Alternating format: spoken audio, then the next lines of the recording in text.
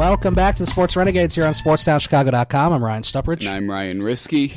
We're going to talk about the Bulls now to open up our second hour, as it seems like they're going to have an all-young lineup tonight. The game's just getting underway, and the starting lineup is going to be Felicio and Cameron Payne. We'll finally get to see him, and he'll make us all be in pain.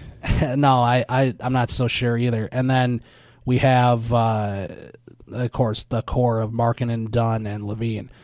I have to tell you, thinking about what that core is going to look like in a couple of years is pretty fun. Really, it really kind of sounds like robbery that they got three very good players in that trade with the Timberwolves. Yeah. They got Dunn, Markkanen, and Levine. And think about it, and then they're going to get somebody good this year. Yeah, hopefully they get they're not like picking 8th or 9th. Yeah, maybe the ping pong balls will roll in their favor. Probably not like it did when we got Rose, but hopefully it'll roll a little bit. I mean, who would have thought that the Bulls would actually be more exciting than the Blackhawks at this time? I know it's pretty crazy and amazing. The Blackhawks, there's really nothing you can do. No, the rebuild is happening.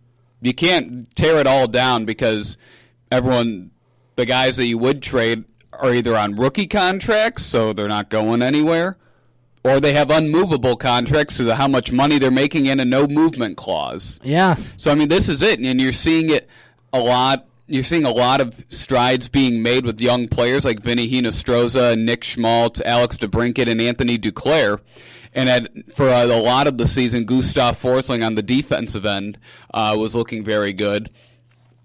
And they recently just traded Michael Kempney for a third-round pick. He was on an expiring deal, wasn't going to be brought back.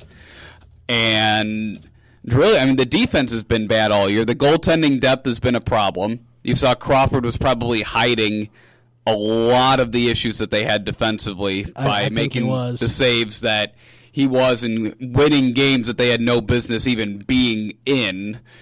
And the Crawford injury, and they'll get a decent draft pick, and there's supposed to be some good defensemen at the top of the draft, and they need that because right now Duncan Keith is the only defenseman on their roster that is not a bottom 3 pairing.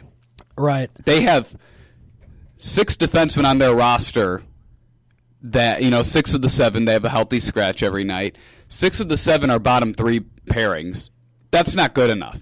They have nice depth, except when you have six bottom 3 pairing defensemen, that it's a problem. You don't have enough there, and Duncan Keith is showing signs of his age. He's finally has he didn't last year.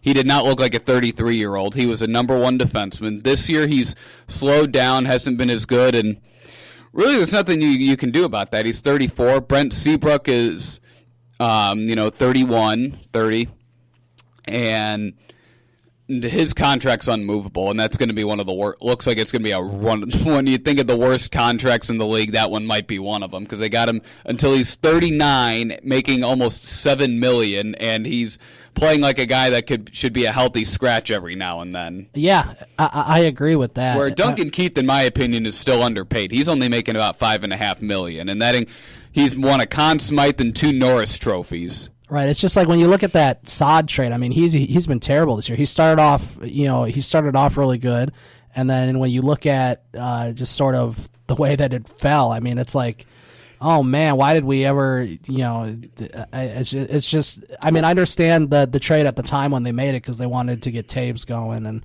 right. You had to replace Hossa with the 2-way game in defense, and he's actually 3rd in the league in Corsi percentage, which is unbelievable. Really? Which means that I think he's around 60, which means that when he's on the ice, 60% of the shots are the Blackhawks shots, and only 40% are from the other team. That's phenomenal. The problem is when none of them are going in.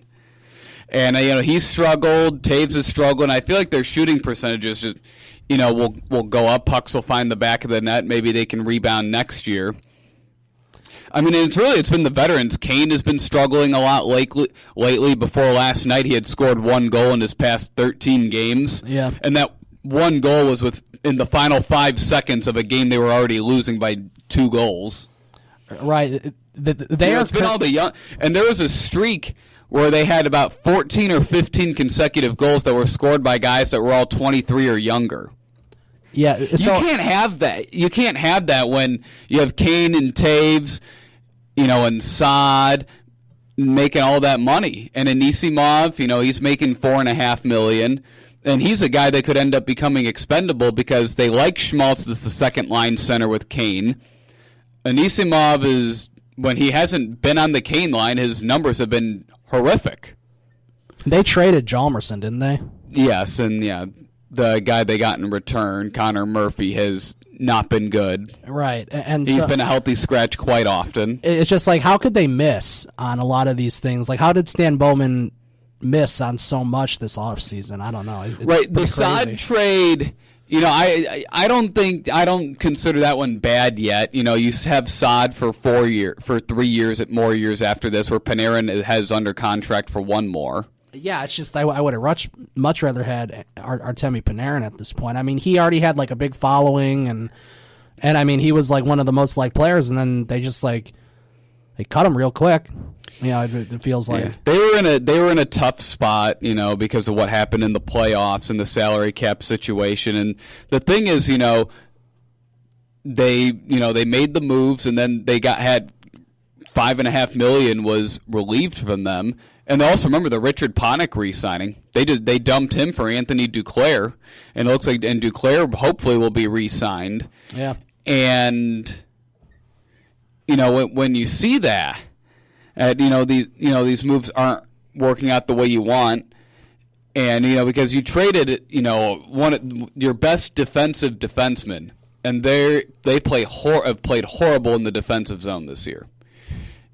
For Connor Murphy, who really has been had a rough year his first year with the Blackhawks, and when they freed up the $5.5 million with salary cap space, they didn't do anything with it. They did nothing with that. So it's like you could have signed a defenseman to try to get deeper. They didn't do that. They didn't do anything. They are currently at 60 points and 8 points behind Colorado. I mean, they're not making the playoffs. No, there's too many teams to climb. And it's like the goaltending isn't going to be good enough the rest of the year.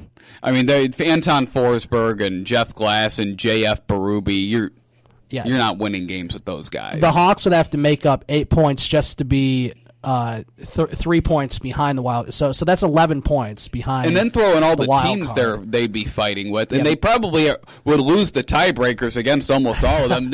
Dallas beat them every single time. Dallas beat them all 4 times this year. Right. Let's see. The 2 wild cards right now are St. Louis and Minnesota. St. Louis has 72 points. Minnesota at 71. The Kings also have 71. Calgary 69. Colorado 68. And then big drop off. And then Chicago at 60. And then another big drop off. And then you get to Vancouver, Edmonton, and Arizona, who all suck. So. Right. And and at this point, they're probably going to have a top 7 or top 8 pick in the draft. Yeah. Just continue to let the young guys on your roster develop. Maybe at some point Gustav Forsling comes back, and shows some more development in his game. He's a 21-year-old defenseman and has shown a lot of promise.